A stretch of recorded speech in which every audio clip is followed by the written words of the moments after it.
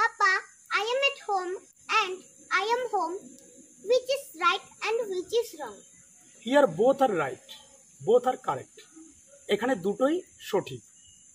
I am at home আমরা প্রায়শই বলি নিজের অবস্থান জানানোর জন্য, অর্থাৎ আমি যে বাড়িতে আছি সেটা জানানোর জন্য আমরা কি বলি I am at home, অর্থাৎ আমার অবস্থান এখন বাড়িতে। I am at home এটা আমরা সকলেই জানি। কিন্তু I am home এটাও আবার সঠিক, শুধু অর্থগত সূক্ষ্ম একটা পার্থক্য রয়েছে। পার্থক্যটি হলো বাইরে কোথাও গিয়ে 2-4 দিন থেকে বা একদিন থেকে আমরা যখন বাড়িতে পৌঁছাই, নিজের বাড়িতে পৌঁছানোর জানান দিতে আমরা ব্যবহার করি I am home।